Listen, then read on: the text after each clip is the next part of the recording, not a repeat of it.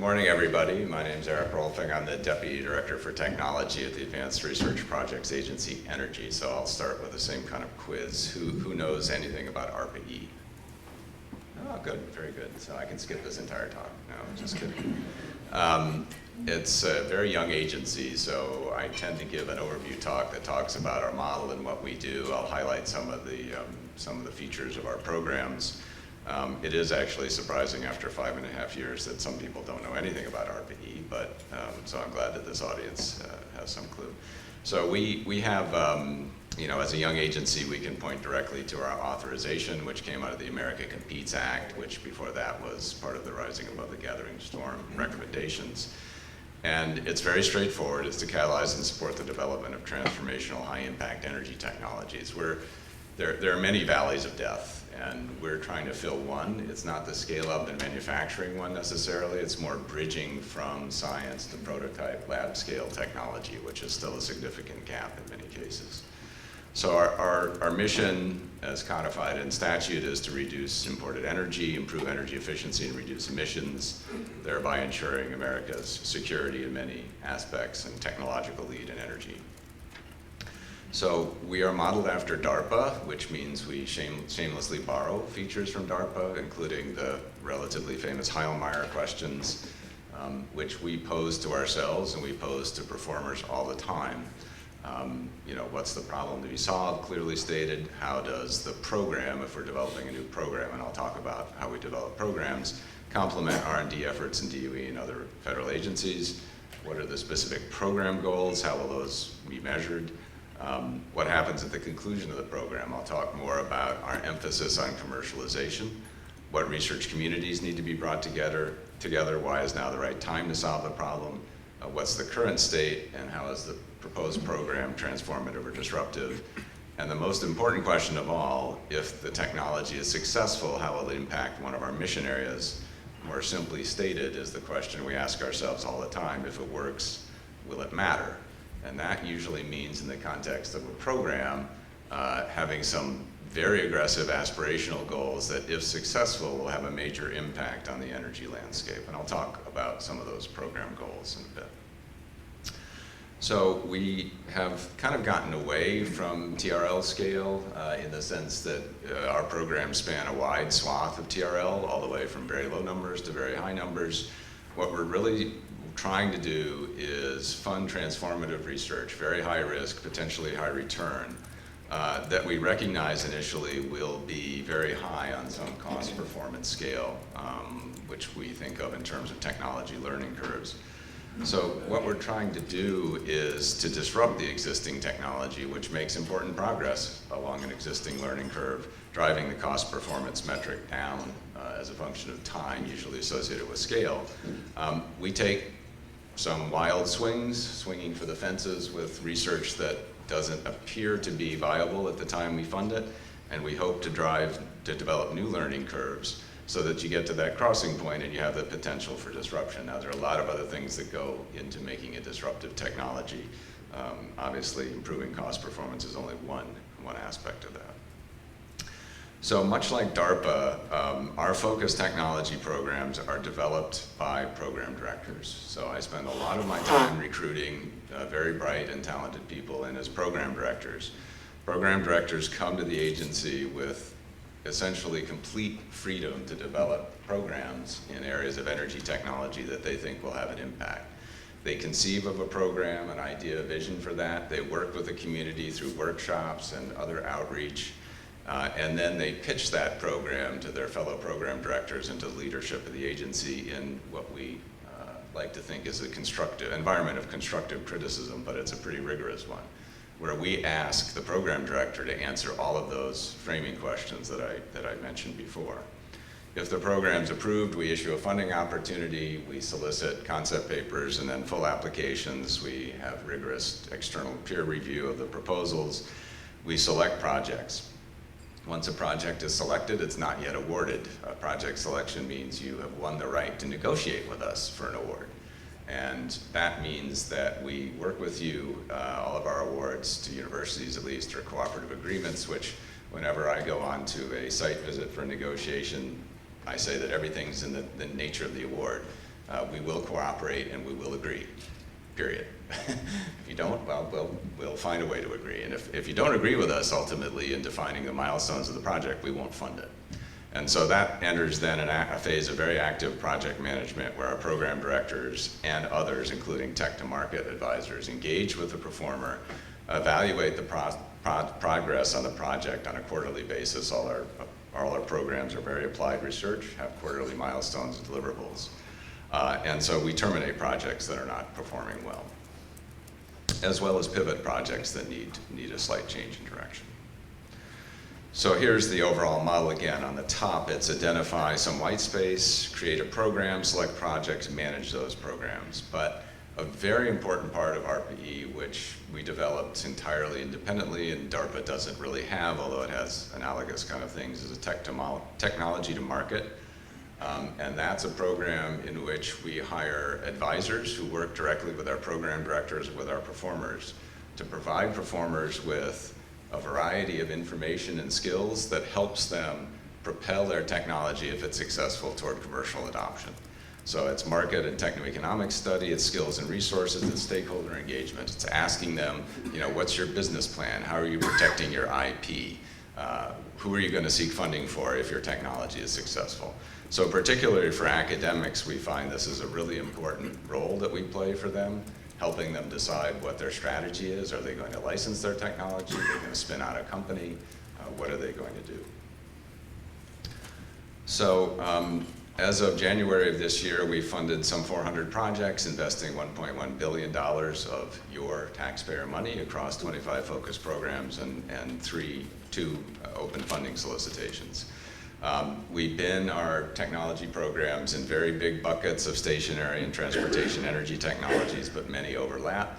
We spend an inordinate amount of time thinking up what we think are clever acronyms for our programs, and don't ask me what they all mean. On a good day I can remember half of them, but not more than that. In addition to the focus programs, I'll talk a little bit about our open solicitations. ARPA-E began its life with Recovery Act funding, $400 million in fiscal 2009, and no staff. So it was quite an interesting jump start to an agency.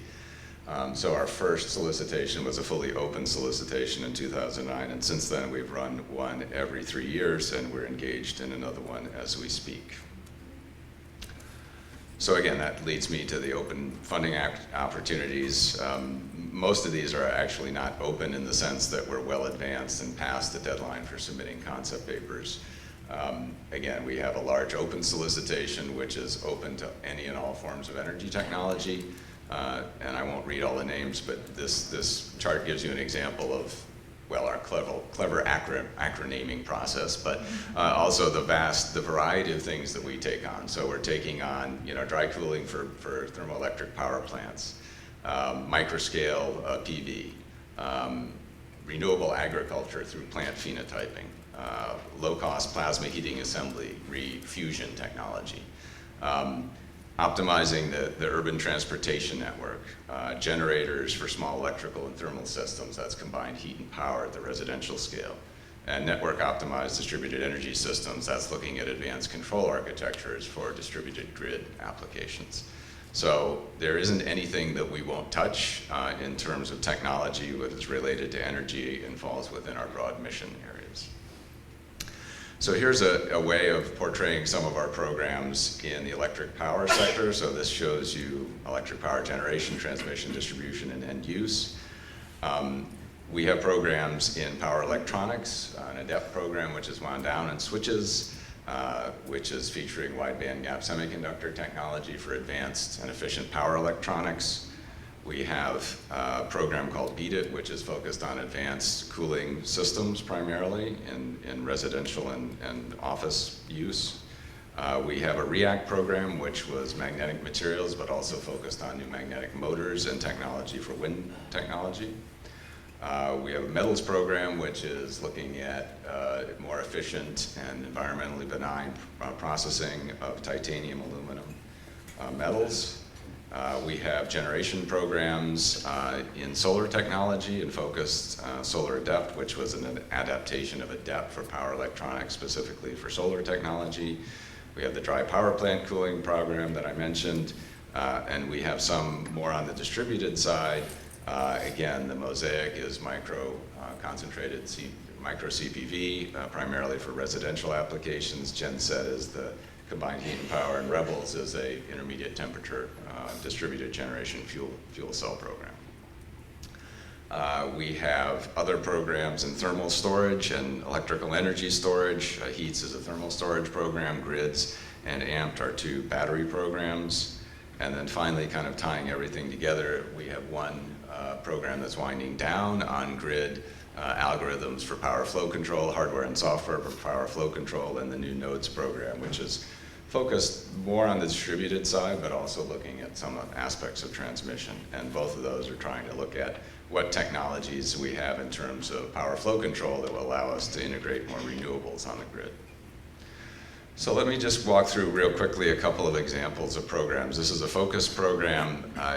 We try to find niche areas of technology that other people aren't looking at. I think this is a really good example.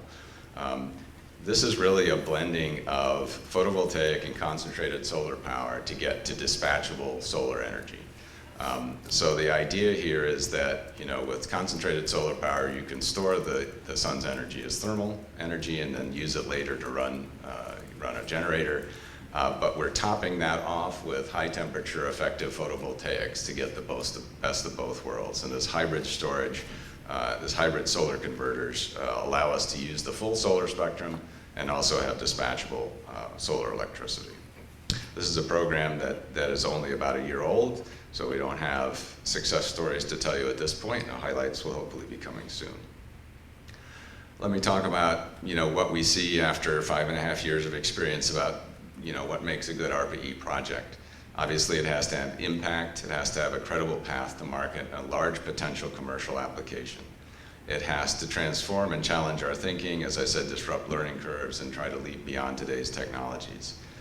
Really important from my background, I used to be in the Office of Science, Basic Energy Sciences, so I could probably give Andy's talk next, but I won't. Andy could probably give this talk because he's heard it before too. So we try to bridge from basic science to breakthrough technology. That's the valley of death, or the gap that we're trying to bridge.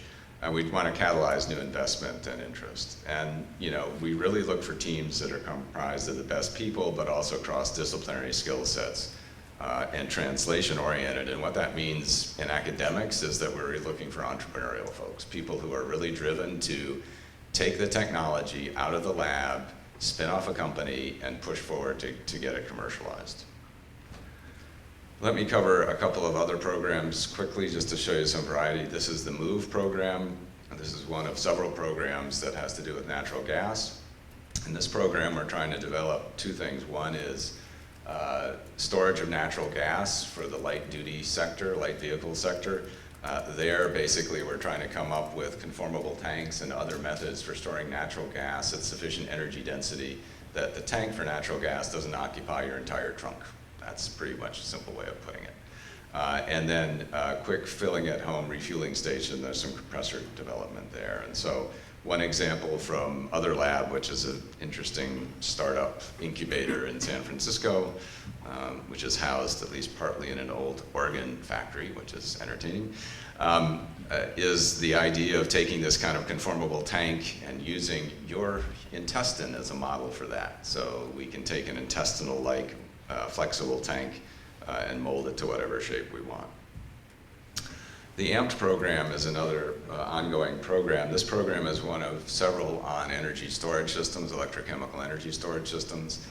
The idea behind AMPT is to get more out of existing battery technology. Right now, we don't get most of the stored energy out of a battery. We use it at much, it's over-designed, and we only use a small fraction of the energy in a battery. So how can we improve the diagnostics on energy storage systems to improve lifetime and evaluation of batteries? And one example of that from Park Research is a fiber optic sensor, which actually goes inside a functional lithium-ion battery to look at morphology changes with charge and discharge cycles, and potentially, although it's pretty tricky, to actually look at some chemistry. So I mentioned the open solicitations. They're really an important complement to what we do in our focus technology program. So the last time we ran one of these in 2012, we wound up with 66 projects in a variety of areas, many of which were things that we would probably not have thought of in running a program that led to some very exciting technologies. And I'll just feature one here. This is a project from Lawrence Berkeley National Lab in UC Berkeley. It's basically a backpack that a person can carry around that has advanced thermal imaging technology on it, coupled with very complicated and sophisticated algorithms for defining where you are in a building using the building's internal Wi-Fi and whatever. It's not GPS because it's inside. To do thermal energy mapping and energy audit of the building. This will replace very old-fashioned engineer walking through a building with kind of handheld things and a pencil and paper so that someone can walk through a building and do an energy audit on the full building in no time at all. So this is a great example of something that we would never have thought of running a focus program on, and yet it's fascinating technology that we think will have a big impact. As a young agency, it's always a good question to ask, how does ARPA-E know if it's being successful? We actually have a review being conducted by the National Academy starting soon, which will be addressing that very question. Obviously, we're scientists and we can count things. So one of the things, several things we count are the partnerships with other government agencies, transition in some senses to other government funding. Good example of that is our carbon capture program. We started advanced carbon capture technologies before, frankly, the rest of the Department of Energy was really looking at that. And 4 of those projects have been transitioned to larger funding for scale up and further investigation of the technology in the DOE's Office of Fossil Energy. We've formed more than 30 companies. Most of those are spin-offs out of academic projects. 34 projects have attracted more than $850 million in private sector following our investment of $135 million, which is a pretty good rate of return. We establish new company relationships and develop new communities, and we have on the order of a half dozen products actually in the marketplace. Obviously, we look at technological breakthroughs, patents, and publications, and we pride ourselves on operational excellence, which means really fast moving program development, project selection, and aggressive performance metrics. So now the last part of my talk, I'm going to tell you all the secrets of winning an ARPA-E award. They're pretty obvious, so don't get too excited. There's no magic bullet here. There's no pot of gold at the end of the rainbow. So to me, these are self-evident, but can't hurt. So here are the top 5 tips for writing a competitive proposal. The first tip, read the funding opportunity announcement, okay? So especially on our focus solicitations, we spend a lot of time, effort, and frankly scholarship in motivating the program and defining why we think if you hit our aggressive technical targets, it will have an impact. So you need to read that funding opportunity carefully and look at whether the ideas that you have fit within it. Don't try to make your ideas fit into something that doesn't fit. It's very important, and it's very important to address the technical performance targets, which are also usually have a cost performance target, which pretty much everybody lies about when they submit an application. We get it, but the more meat you can put behind your cost estimate, the better off you'll be. Demonstrate impact. In our focus solicitations, we've already defined the fact that we think that the technology will have impact, but in the open solicitations, it's really incumbent upon the applicant to say, this technology in this space, if successful, will really have a big impact on our mission areas. If it works, will it matter? This might seem simple, describe the technology, but don't use a lot of jargon. Jargon, what's new in your approach, why do you think it'll be successful? Be very clear, be substantive. Especially, with the kind of commercial push that we have, we see a lot of people hiding behind proprietary issues. We protect, to the fullest extent of the law, all of the proprietary information on any proposal we get. Compare it to the state of the art. Again, this is particularly true for our open solicitations. What we're looking for is high risk, high reward investments. We want to know why what you're doing will disrupt or be significantly better than the state of the art. And finally, identify very clearly the challenges and solutions. Don't be bashful about saying why this is hard. We like things hard. In fact, more often than not, we reject proposals because they're not hard enough. That's our job, is to do things that are very hard. So with that, I will finish and we'll take questions at the end.